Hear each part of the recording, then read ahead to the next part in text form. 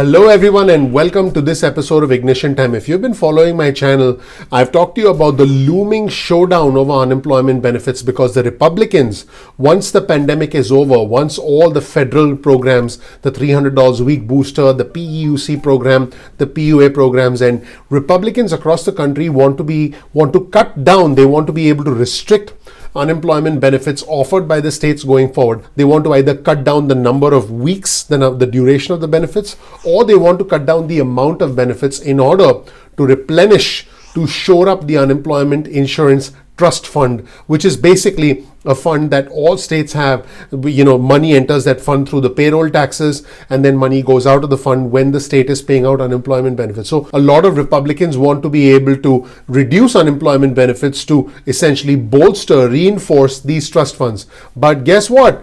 Two Senate Democrats have just introduced a bill. They just introduced a bill, and this bill is called the Unemployment Insurance Modernization Act. Two Senate Democrats have introduced this bill to expand unemployment benefits long term after the pandemic is over, and also to provide $250 a week to gig workers. Right now, gig workers do get some benefits thanks to the PUA program, which was also extended under the American Rescue Plan. But what Senate Democrats want to do is to try and expand it long term. Here's a new article on your screen from CNBC. Senate bill would expand unemployment benefits and pay $250 a week to gig workers. Folks, I haven't seen any mainstream media, any other channel actually cover this. And if you learn something new from this channel, all I ask of you is please click the like button, please subscribe, please enable notifications. That would really mean a lot to me. Let's just jump right in. This is called the Unemployment Insurance Modernization Act. What this would do is this would reform the entire unemployment benefit system. Folks, the unemployment benefit system was instituted in the 1930s. Almost a century ago. This would be the first time that there's major reform of the system. And what this would do is this would raise unemployment benefits, so people would get more money by unemployment benefits, and it would also extend unemployment benefits, which would mean people get more money for longer. Okay, and this would also expand the pool of eligible workers. Folks, this is a very ambitious new bill in the United States Senate. I don't think it's going to get a lot of support from the Republicans, but the Democrats will be able to get stuff done in the Senate because thanks to the tie-breaking vote from Vice President Kamala Harris, they do have a simple majority. We'll wait and see what happens. But folks, this bill was just proposed by Senator Ron Wyden, who's a Democrat from the state of Oregon, and he's the chair of the Finance Committee, and another Senator Michael Bennet, who's a Democrat from Colorado. So what this legislation would do is it would make self-employed workers, gig workers, and other workers permanently eligible for federal unemployment benefits. Now, these individuals would generally get $250 a week for 6 months if they are unemployed. Folks, prior to the pandemic, prior to March of last year, prior to the CARES Act, self-employed workers and gig workers were not eligible for unemployment insurance because they were not, quote unquote, traditional W-2 employees, and they therefore were not eligible. But since self-employed people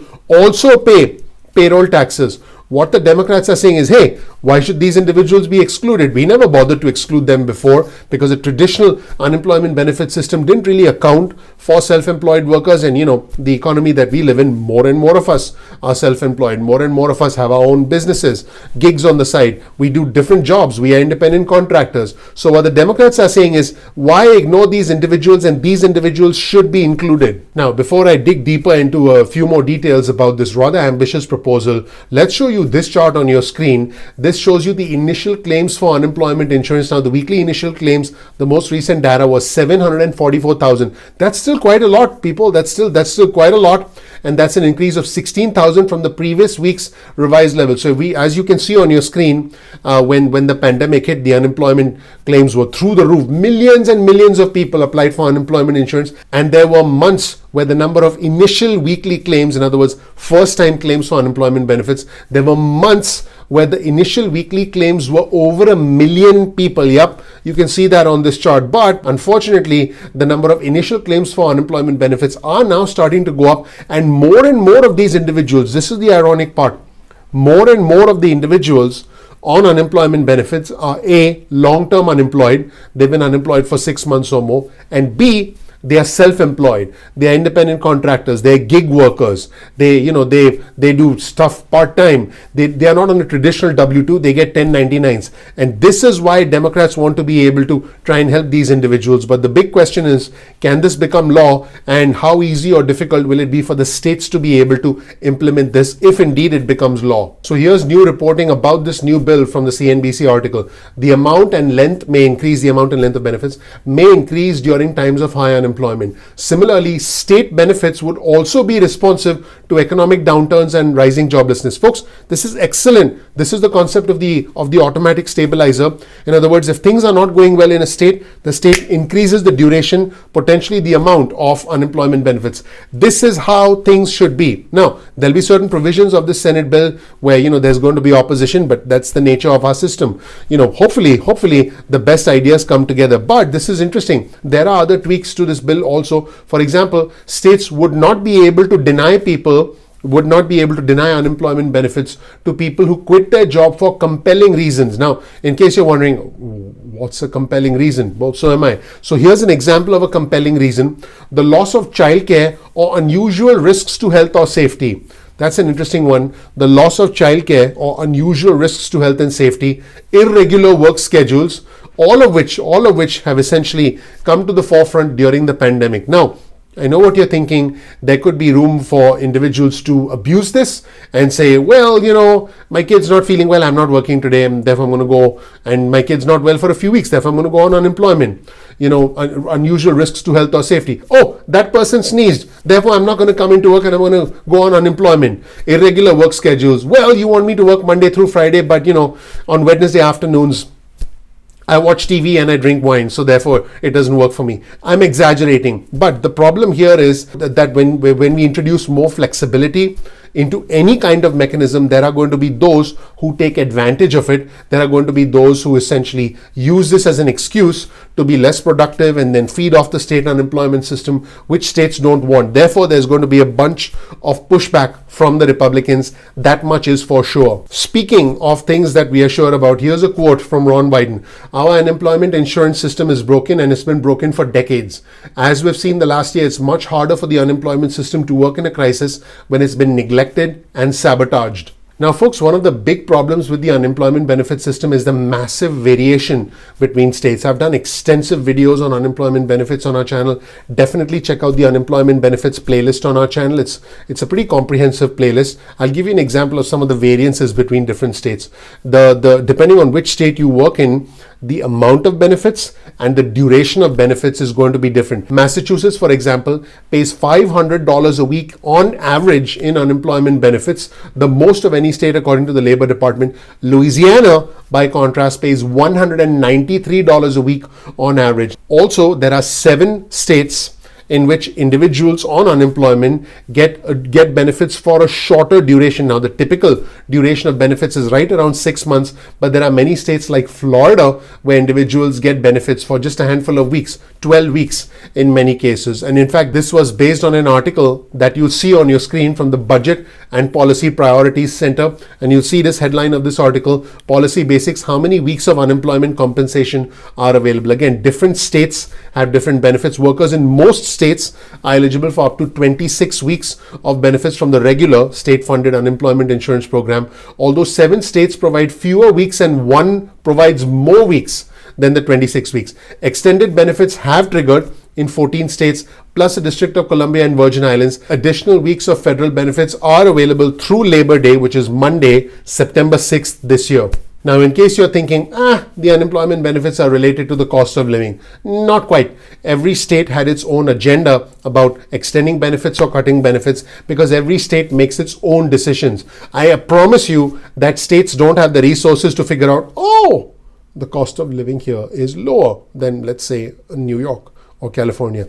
They don't have that capability. They just do stuff based on what the lawmakers decide, based on what the lawmakers think is best. So if you're thinking, there's a cost of living analysis, I got news for you. The states are not that sophisticated, unfortunately. In fact, according to Andrew Stetner, who's a senior fellow at the Century Foundation, there's a huge difference in cost of living and in unemployment benefits across different states.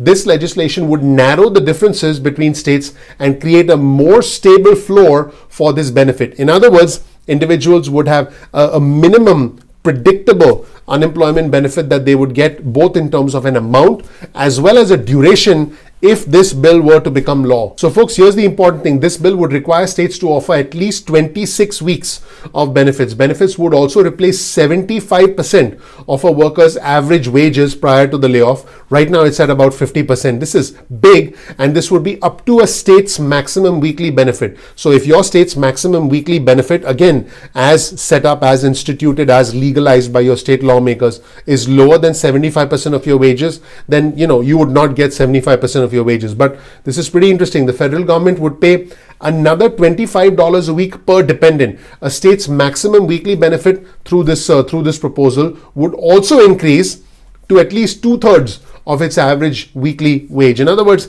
the federal government will tell the states to pay more. I can already hear all the Republican governors and many individuals saying, no, we're not going to pay out more. We barely have enough money as it is. Louisiana, for example, caps the weekly benefits to $250 a week. This legislation would cause that to double to about $541 a week, according to an analysis from the Labor Department. And the federal government would also fully replace wages for lost workers during public health emergencies or other major disasters. So that was it, everyone. The highlights of this extremely ambitious bill from these two Democratic senators, Senator Ron Wyden, the Democrat from Oregon, the chair of the Senate Finance Committee, and Senator Michael Bennet, the Democrat from Colorado. Pretty ambitious. The Unemployment Insurance Modernization Act.